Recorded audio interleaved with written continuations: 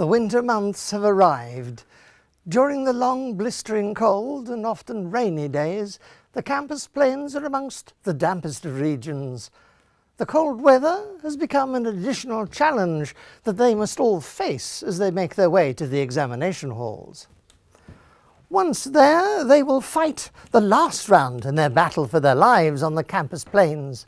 Let us now watch this, their final challenge for survival. This is life on campus.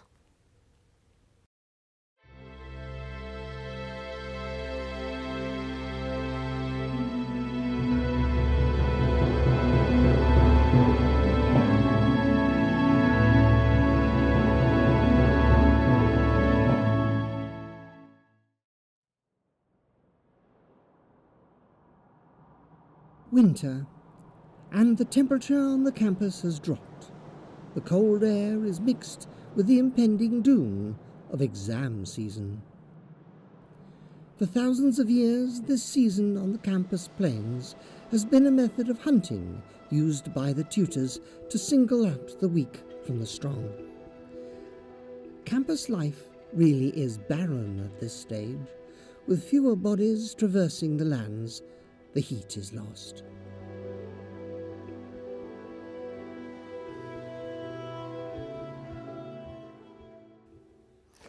Exam time is almost upon us, and for some of our survivors, the night before demands the ritual of cramming.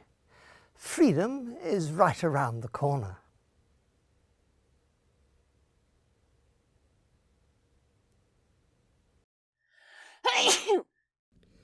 Here we see a female student who has taken refuge in her nest, struck down by illness.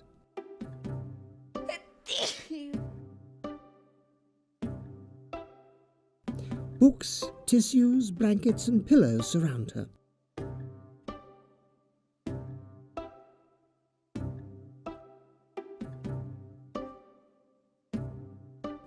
She, like all senior members of her species, has seen the winter before, and so has adequately prepared herself for the bout of illness that she is currently experiencing. Note the scarf, an item of clothing favoured by her species in moments such as these for warmth and comfort.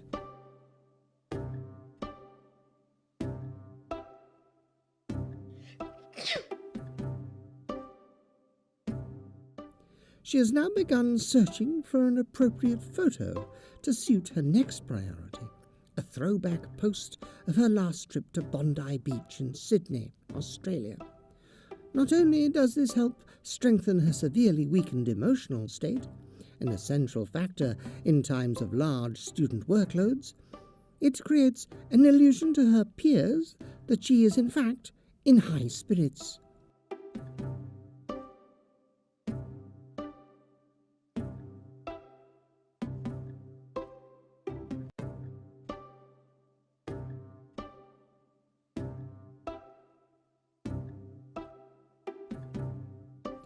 Now that she has successfully uploaded her TB post, her body naturally slips into the state of hibernation, and so ends her study session.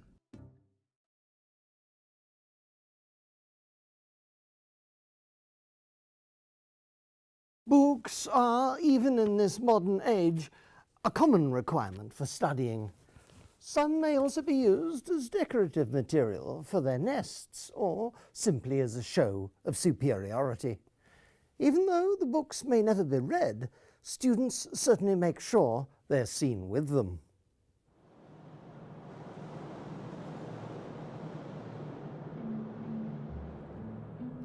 In the winter months, the common cold is ever present on the university campus. Students try their hardest to combat the cold with tissues, jumpers, jackets, scarves, coffee, and optimism. But the sickness always prevails.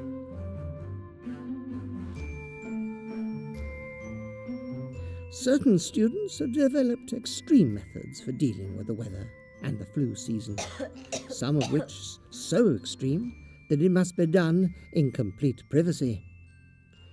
Now observe this other female student, similarly struck down by the phantom illness.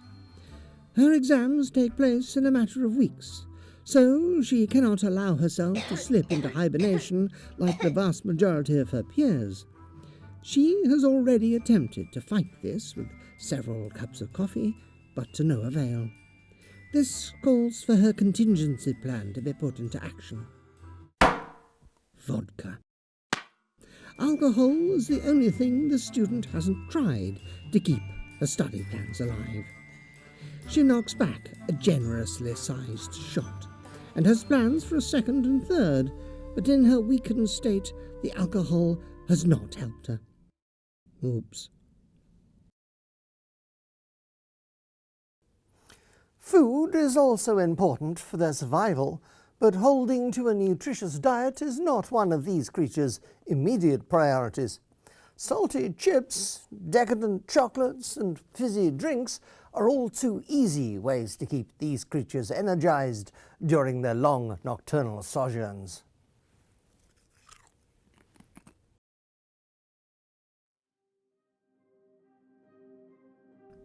This group of males is attempting to study, but to no avail. They are all extremely hungry. Some students sacrifice food in place of coffee so as not to allow the possibility of exposure to the unforgiving conditions outside.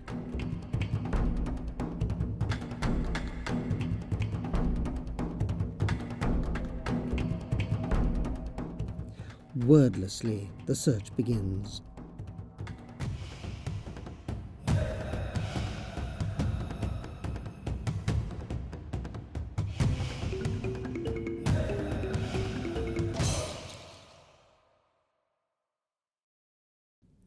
Eventually, one student remembers a primal food-gathering technique taught to him by his father and older siblings: pizza delivery.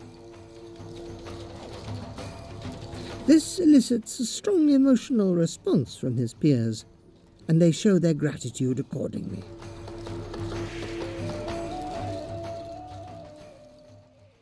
When exam time arrives, creatures are placed in chairs and given the dreaded exam paper. They must recall everything they have learned over the months and translate it from memory by pen down into words on paper.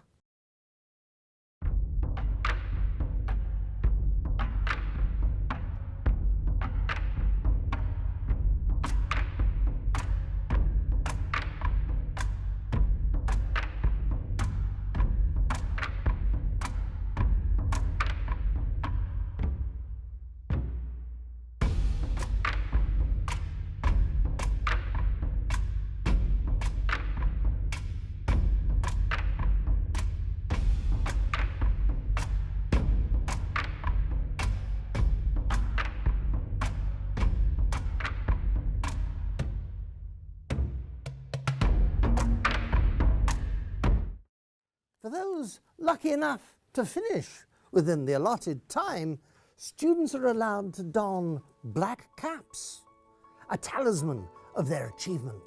For now they truly are survivors of life on campus.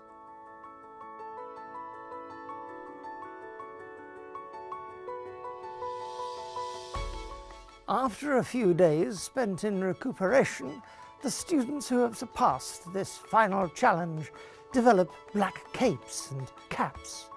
The grey furry jumpers of their immaturity finally discarded, the now fully developed creatures parade in their graduation gowns, a symbol of their successful adaptation.